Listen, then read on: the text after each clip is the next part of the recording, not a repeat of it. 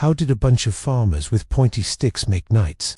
The super soldiers of the Middle Ages, totally obsolete in just 90 minutes. This isn't a fantasy movie plot. It's the incredible true story of the Battle of Morgarten. Get ready, because what you're about to hear will change how you see medieval warfare forever. Picture this. It's the year 1315. The mighty Habsburg dynasty, one of the most powerful families in Europe, is fed up with some rebellious peasants in the Swiss Alps. These peasants, from the cantons of Schwyz, Uri, and Unterwalden, had formed a confederacy to protect their freedoms. Duke Leopold, the First of Austria, decided it was time to crush this little rebellion once and for all.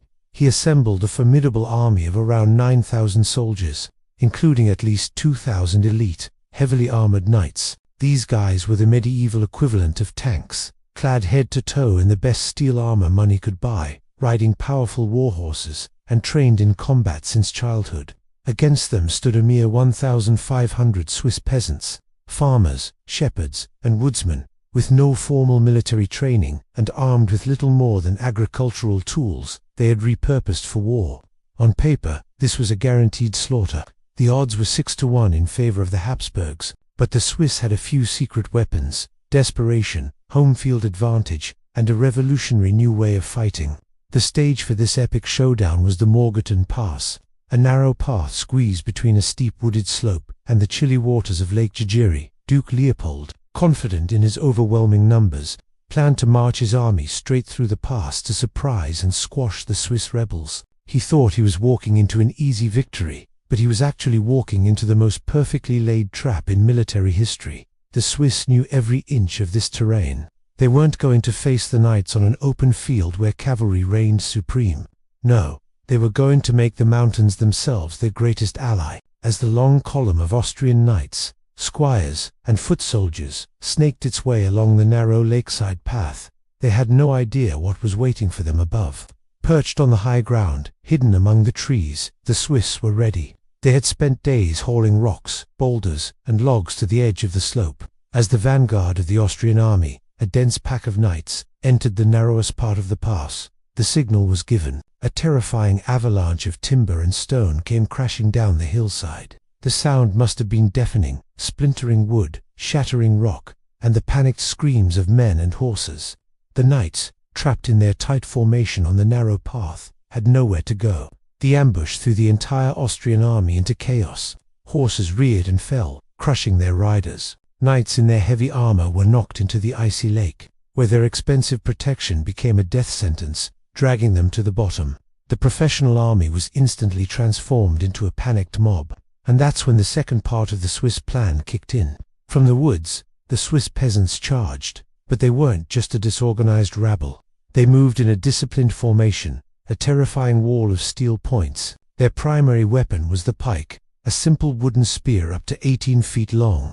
When held in tight ranks, a pike formation became an impenetrable hedgehog that no cavalry charge could break. They also wielded a uniquely Swiss weapon, the halberd.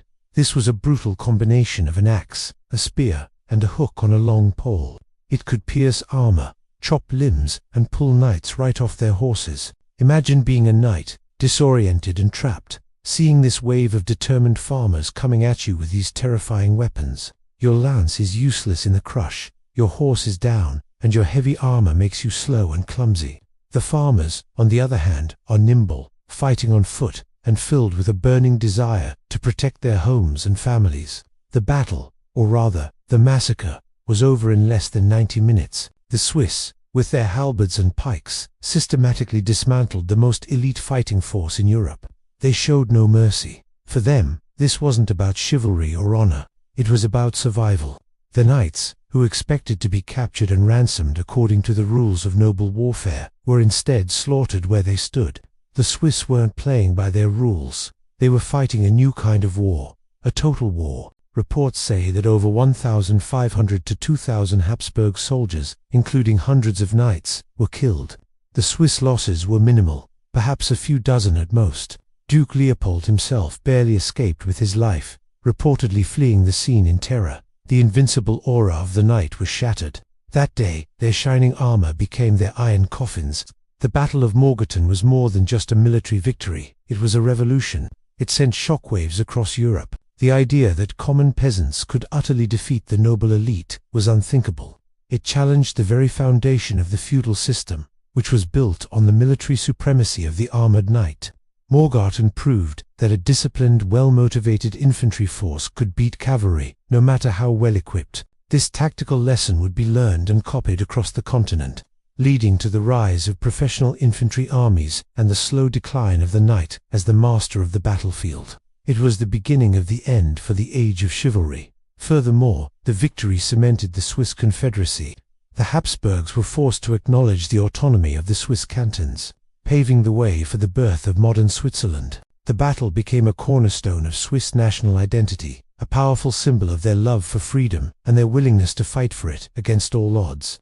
It also gave birth to one of the most feared military forces of the late Middle Ages, the Swiss mercenaries. For the next 2 centuries, Swiss pikemen would be the most sought-after soldiers for hire in Europe, famous for their discipline, ferocity, and their uncanny ability to defeat armies much larger than their own. Their motto was no money, no Swiss, but everyone knew that if you paid them, they would deliver victory.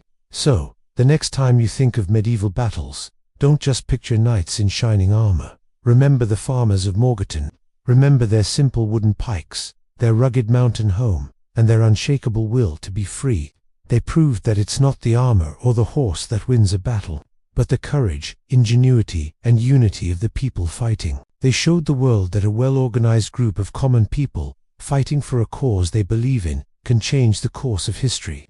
The legacy of Morgarten is a powerful reminder that true strength doesn't come from wealth or status, but from the heart. Thanks for watching. If you found this story as incredible as I did, make sure to hit that like button and subscribe for more deep dives into the battles that shaped our world. Let me know in the comments what other historical events you'd like to see covered. See you next time.